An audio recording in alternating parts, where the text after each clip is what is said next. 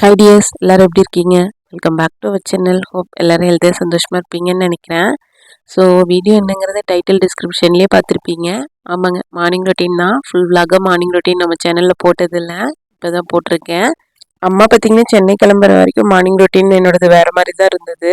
இப்போ அம்மா சென்னை கிளம்புனதுக்கப்புறம் பிக் பாஸில் வர மாதிரி அதிகாலை 3 மணிங்கிற மாதிரி மார்னிங் ரொட்டீன் சேஞ்ச் ஆகிடுச்சு. கரெக்டாக 3:45ங்கிறப்போ ஒரு அலாரம் செட் பண்ணியிருப்பேன். அந்த அலாரம் அடிக்கிறப்ப ஆஃப் பண்ணிவிட்டு 15 மினிட்ஸ் படுத்துருவேன். நெக்ஸ்ட் அலாம் பார்த்திங்கன்னா 4 மணிக்கு அடிக்கும். அந்த அலாரத்தில் கண்டிப்பாக எந்திரிச்சிருவேன். எந்திரிச்சு ஃபஸ்ட்டு வேலை என்ன தெரியுங்களா? வெளியே மாடு கட்டியிருக்கோம், அதில் ஃபஸ்ட்டு வேலை பால் கறந்து வச்சுருவேன். 4:30ங்கிறப்ப பால்கார் வந்துடுவார். பால்கார் வந்துட்டு போனதுக்கப்புறம் பார்த்திங்கன்னா கொஞ்சம் பாத்திரம் நைட்டு கழுவியிருக்க மாட்டேன். அது கொஞ்சம் பாத்திரம்லாம் இருக்கும், கழுவிட்டு கொஞ்சம் வீடெல்லாம் க்ளீன் பண்ணுற மாதிரி இருக்கும், க்ளீன் பண்ணி வச்சுருவேன். ஒரு சில நாட்களில் போய் தூங்கிடுவேன். இந்த மாதிரி வேலையெல்லாம் இல்லைன்னா மறுபடியும் 6:30க்கு தான் எந்திரிச்சு பண்ணுவேன். இன்றைக்கி வீடியோ எடுக்கிறப்ப பார்த்திங்கன்னா கிருஷ்ண ஜெயந்தி. சரி, அவங்க எந்திரிக்கிறதுக்கு முன்னாடியே கொஞ்சம் க்ளீனிங் ரொட்டீனெல்லாம் இருக்கும், அதையெல்லாம் க்ளீன் பண்ணி வச்சிடலான்னு சொல்லிட்டு க்ளீன் பண்ணி வச்சுட்டேன். ஒரு 6:30ங்கிறப்ப தான் வீடியோவே ஷூட் பண்ண ஆரம்பிச்சிட்டேன். வீடியோ எடுக்கலாமா வேணாமா அந்த மாதிரி 2 மனசாகவே இருந்தது. சரி, இன்னைக்கு லீவு தானே, நம்ம வீடியோ ஷூட் பண்ணிடலாம் லாங் வீடியோக்கு அப்படின்னு சொல்லிட்டு எடுக்க ஆரம்பிச்சிட்டேன். ஒரு 6:30ங்கிறப்ப அப்பா எந்திரிச்சு வந்துடுவார். ஃபஸ்ட்டு அவருக்கு டீ போட்டு கொடுத்துட்டு மற்ற வேலையெல்லாம் பார்க்க ஆரம்பிச்சிருவேன். வெளியே வந்து பார்த்திங்கன்னா தண்ணிக்கு டீ போட்டு விட்ருவேன் ஃபஸ்ட்டு குளிக்கிறதுக்கு. அதுக்கப்புறம் பார்த்திங்கன்னா உள்வாசல் கொஞ்சம் கூட்டி தள்ளிட்டு வெளியே வந்து இந்த சாணி போட்டு மொழுகிறது வந்து வீக்லி ட்வைஸ் பண்ணுவேன், மண்டே இல்லைன்னா ஃப்ரைடே. அப்புறம் விசேஷ நாட்கள், இன்றைக்கி கிருஷ்ண ஜெயந்திங்காட்டி சரி வாசலெல்லாம் போட்டு மொழுகி விட்டுறலாம் அப்படின்னு சொல்லிட்டு சாணியெல்லாம் தொளிச்சு விட்டுட்டேன். அதுக்குள்ளே தண்ணியும் காஞ்சிருந்துச்சு, எடுத்து குளித்ததுக்கப்புறம் பார்த்திங்கன்னா தான் ரெஃப்ரெஷ்ஷாக இருக்கும். அதுக்கப்புறம் நம்ம தொளிச்சு விட்டுருந்த சாணியெல்லாம் வந்து நல்லா செட் ஆகிருக்கும். வாசலே கொஞ்சம் பெருசாக இருக்குங்களா, அது நல்லா கூட்டி எடுத்தோம்னாவே பார்க்க நீட்டாக இருக்கும். இதெல்லாம் ஃபஸ்ட்டு அம்மா தான் பண்ணிகிட்டு இருந்தாங்க.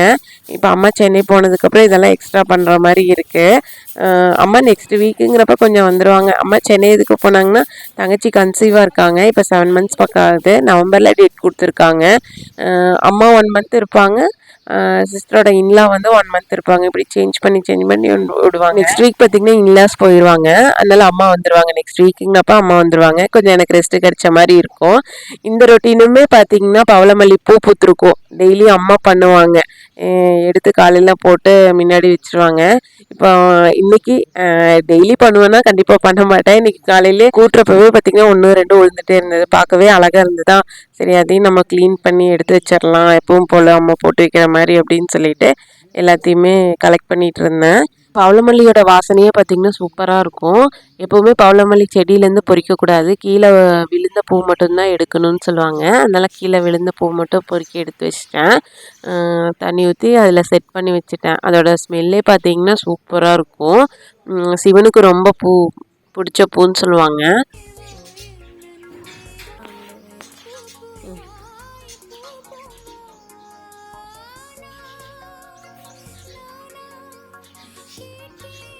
இந்த ஒர்க்கெல்லாம் முடிக்கிறது கரெக்டாக பார்த்திங்கன்னா ஒரு 7 to 7:15 பக்கம் ஆகிடுச்சு. மற்றவங்களும் 1 by 1 எந்திரிச்சு வர ஆரம்பிச்சிட்டாங்க. பாப்பா கொஞ்சம் இன்றைக்கி டிலேவாக தான் எந்திரிச்சிருக்கா. நேற்று நைட்டு கொஞ்சம் லேட்டாக தூங்கினாங்காட்டி அதுதான் கொஞ்சம் நல்லதாக போச்சுன்னு சொல்லி வீடியோலாம் ஷூட் பண்ணிகிட்டு இருந்தேன்.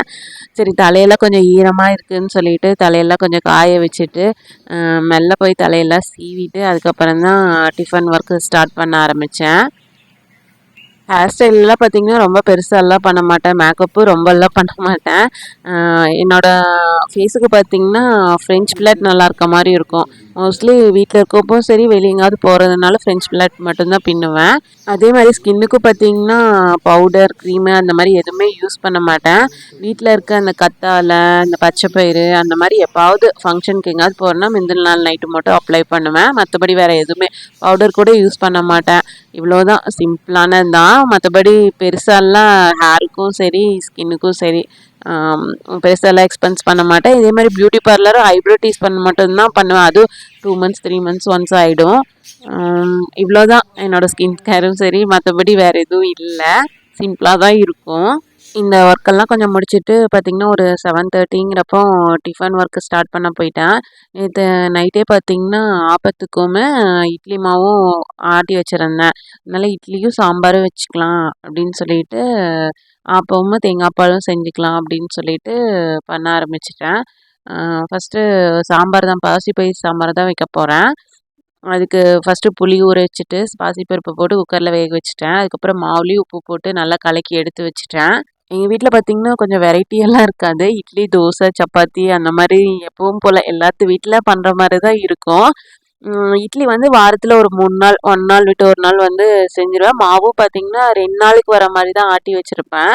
பெருசாலாம் அதிகமாக யூஸ் பண்ண மாட்டேன். ஏன்னா பாப்புக்கு கொடுக்குறங்காட்டி புளிச்சதுன்னா இட்லி வராது. அதனால் மோஸ்ட்லி பாப்பாவுக்கு இட்லி ரொம்ப பிடிக்கும். அதனால் 2 நாள் டிஃபன் எப்படியும் ரெகுலராக இருக்கும். இட்லி, தோசை, அதுக்கு ஏதாவது சாம்பார், சட்னி அந்த மாதிரி பண்ணிவிட்டு காலையில் சாப்பாடு வச்சு ஸ்கூல் டைம்லலாம் பார்த்திங்கன்னா வெரைட்டி ரைஸ் 2 பேர்த்துக்குமே தாளித்து கொடுத்துருவேன். அப்படியே எங்களுக்கு மத்தியானத்துக்கு பார்த்திங்கன்னா ரசம் ஏதாவது பொரியல் வச்சுருவேன். அப்புறம் ஃப்ரெஷ்ஷாக காலையில் பால் வந்து பறி ஊற்றிடுவேன். பாப்பா வந்து புளிச்ச தயிர்னா சாப்பிட மாட்டா. கொஞ்சம் ஃப்ரெஷ்ஷாக ஊற்றி வச்சிட்டோம்னா தயிர். பெருசாக மெனுவெல்லாம் பார்த்திங்கன்னா லஞ்சுக்கு இருக்காது. சாதம் மட்டும் சூடாக வைக்கிற மாதிரி இருக்கும். காலையில் டைமே ரசம் பொரியல் அந்த மாதிரி வச்சுட்டேன்னா லஞ்ச் ஒர்க்கெல்லாம் வந்து மெயினாக மதியான டைமில் பண்ண மாட்டேன். மோஸ்ட்லி வந்து 9க்குள்ளே எல்லா வேலையும் முடிச்சிட்டேன்னா மற்றது பாப்பாவை பார்க்குற வேலை தான். அதுக்கப்புறம் 6க்கு மேலே தான் வந்து கிச்சனுக்குள்ளேயே வருவேன். இன்றைக்கி லீவுன்னு பார்த்திங்கன்னா காய்கறியெல்லாம் பெருசாக கட் பண்ணி வைக்கலாம், அப்போ கட் பண்ணிக்கலான்னு சொல்லிவிட்டு அப்போ தான் கட் பண்ணிகிட்டு இருந்தேன். முள்ளங்கி தனியாக கட் பண்ணி அதை தனியாக பச்சை வாசனை போகிற வரைக்கும் வதக்கி எடுத்துட்டேன். அது போக கேரட், பீன்ஸு, கத்திரிக்காய், உருளைக்கிழங்கெல்லாம் தனியாக போட்டு வேக வச்சுட்டேன். அது கூட வேக வைக்கிறப்போ லைட்டாக ஒரு பிஞ்சு மஞ்சத்தூளும் கொஞ்சோண்டு உப்பு போட்டு வேக வச்சுட்டு பச்சை வாசனை போனதுக்கப்புறம் முள்ளங்கியும் எடுத்து அதுக்குள்ளேயே குட்டி வேக வச்சுட்டேன். அதுக்குள்ளே பருப்பு வெந்துருச்சு. வெந்ததுக்கப்புறம் பருப்பு தனியாக எடுத்து வச்சுட்டு முள்ளங்கி வதக்கியிருப்பேன் பார்த்திங்களா, அந்த வடக்கல்லையே கொஞ்சோண்டு எண்ணெய் ஊற்றி கடுகு, கருவேப்பிலை, வரமிளகா, ஒரு பெரிய வெங்காயம், தக்காளி 2யும் வதக்கி இப்போ காய் வெந்துட்டுருக்கும் பார்த்திங்களா, அதுக்குள்ளேயே கொட்டிடுவேன். அதுவும் சேர்ந்து நல்லா வெந்ததுக்கு அது கூடயே புளி கரைச்சி ஊற்றிடுவேன். புளி கரைச்சி ஊற்றுனதுக்கப்புறம் நல்லா கொதி வந்ததுக்கப்புறம் 1 டீஸ்பூன் குழம்பு மிளகாத்தூள், 1 டீஸ்பூன் மல்லித்தூள், 1/2 டீஸ்பூன் சாம்பார் தூள் போட்டு நல்லா கொதிக்க வச்சுருவேன். கொதிக்க வச்சதுக்கப்புறம் பார்த்திங்கன்னா பருப்பு வெந்திருக்கும்ல, அதுவும் நல்லா ஊற்றி மிக்ஸ் பண்ணி ஒரு கொதி வந்ததுக்கப்புறம் சாம்பார் இறக்கிடுவேன். இப்படி தான் என்னோடய சாம்பார் ஸ்டைல் இருக்கும். செஞ்சு பாருங்கள், சிம்பிளாக இருக்கும், ஆனால் நல்லா டேஸ்ட்டாக இருக்கும். குயிக்காக செஞ்சிடலாம். செஞ்சு பார்த்துட்டு கமெண்டில் எப்படி இருக்குன்னு கண்டிப்பாக மறக்காமல் ஷேர் பண்ணுங்கள். அப்படியே சாம்பார் ஆனதுக்கப்புறம் சைட் பை சைடு இட்லி ஊற்றி வச்சுட்டேன். இட்லி பார்த்திங்கன்னா ஊற்றுறப்ப தண்ணி கொதிச்சதுக்கப்புறம் இட்லி ஊற்றுனா கொஞ்சம் சீக்கிரம் குயிக்காக இட்லி வெந்துடும். அது சிம்பிள் இதுதான், சரி ஷேர் பண்ணணும்னு கண்டிப்பாக ஷேர் பண்ணேன். அது போக இட்லி வெந்து எடுத்ததுக்கப்புறம் துணியில் ஒட்டாமல் வரணுன்னா ஒரு 2 செகண்ட் வந்து இட்லி எடுத்து தட்டில் வச்சதுக்கப்புறம் ஆறுனதுக்கப்புறம் எடுத்து கொட்டினோம்னா துணியில் ஒட்டாமல் வரும். இட்லி பேட்டரோட ரேஷியோ பார்த்திங்கன்னா ஆல்ரெடி நான் ஒரு வீடியோலேயே ஷேர் பண்ணியிருக்கேன். கண்டிப்பாக உங்களுக்கு வேணும்னா அந்த வீடியோவை செக் பண்ணி பாருங்கள்.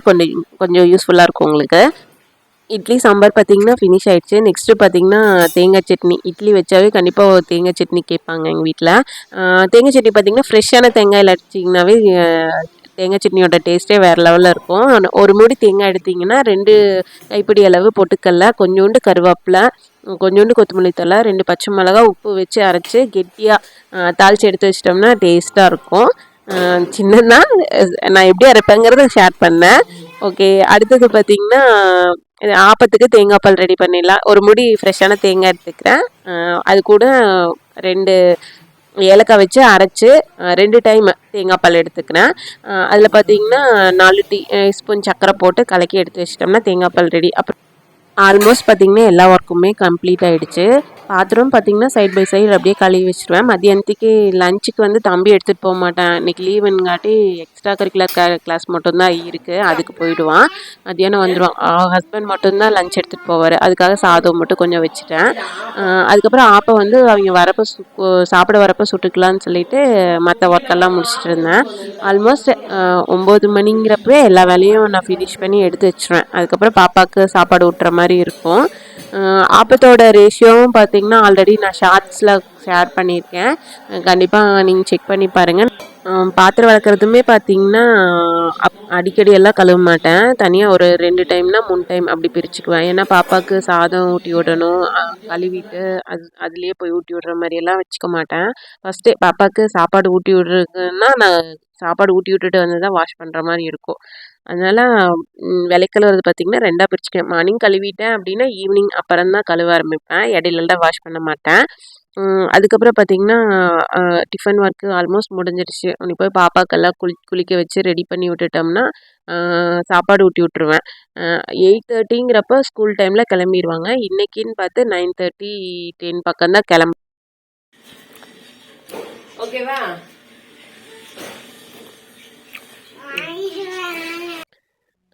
பார்த்தீங்கன்னா எல்லா வேலையும் முடிச்சுட்டு பாப்பாவுக்கு சாப்பாடு ஊட்ட வந்துட்டேன். உண்மையிலேயே சொல்லணுன்னா இதுன்னா எல்லா வேலையுமே கஷ்டம் இல்லைங்க. இந்த சாப்பாடு ஊட்டுற வேலை தான் கஷ்டம். என்ன தெரியுமாங்க? சாப்பாடு ஊட்டுறதுக்குள்ள மாடு, கோழி, ஆடு எல்லாம் வந்து கதையில வந்துரும். கதை சொல்லுமா, கதை சொல்லுமான்னு 10 கதைக்கு மேலே சொல்லி முடிச்சிருவேன். அது ஒரு இட்லி சாப்பிட்றதுக்கு 10 கதை சொல்லணுங்க. சொல்லி முடிச்சதுக்கப்புறம் பார்த்தீங்கன்னா சூரியன்லேருந்து பூமிக்கு, பூமியிலேருந்து நிலாக்கு எல்லா இதையும் போய் சுற்றி பார்த்துட்டு வந்துடுவோம். அதுக்கப்புறம் தான் சாப்பிட்டு முடிப்பேன். எனக்கு பசியே அடங்கிடும். அப்புறம் ஒரு வழியாக ஊட்டுறது பார்த்திங்கன்னா 1 ஹவருக்கு மேலேயே ஆகிடும். 9க்கு ஆரம்பிச்சேன்னா 10க்கு தான் கண்டிப்பாக முடித்து ஊட்டியே முடிப்பேன். என்ன அப்படின்னா அப்படி சொன்னால் மட்டும்தான் இப்போல்லாம் ஃபோன்ஸ் எல்லாம் யூஸ் பண்ணுறதே இல்லை. அந்த மாதிரி ஸ்டோரி சொல்லி சொல்லி நம்மளுக்கும் ஸ்டோரி படிக்க ஆரம்பிச்சிடுறேன். எப்போ ஃப்ரீ டைம் கிடைக்குது அப்போ ஸ்டோரி புக் எடுத்து படித்து வச்சுக்குவேன். இந்த ஸ்டோரி ஒரு ஸ்டோரி சொன்னோம்னா அடுத்தது அந்த ஸ்டோரி வந்து கேட்க மாட்டான். இப்போ வந்து கொஞ்சம் விவரமாக கேட்க ஆரம்பிச்சிட்டங்காட்டி கொஸ்டின்ஸ் கேட்க ஆரம்பிச்சிட்டான். ஒரு ஸ்டோரியை வந்து ரிப்பீட்டாக சொல்ல முடியறதில்ல. வேறு ஸ்டோரி அதை ஆல்ரெடி நீ சொல்லிட்ட, நீ வேறு ஸ்டோரி சொல்லுனால கேட்க ஆரம்பிச்சிட்டா. ஓகேங்க, என் வீடியோ பிடிச்சிருக்குன்னு நினைக்கிறேன். மோஸ்ட்லி இவங்களும் டிஃபன் சாப்பிட்டு பேக் பண்ணி கொடுத்துட்டேன், கிளம்பிட்டாங்க. ஓகே பாய், நெக்ஸ்ட் வீடியோவில் பார்க்குறேன். என் வீடியோ பிடிச்சிருக்குன்னு நினைக்கிறேன். கண்டிப்பாக யூஸ்ஃபுல்லாக இருக்குன்னு நினைக்கிறேன். கண்டிப்பாக சப்ஸ்கிரைப் பண்ண மறந்துடாதீங்க. மறக்காமல் சப்ஸ்கிரைப் பண்ணிடுங்க.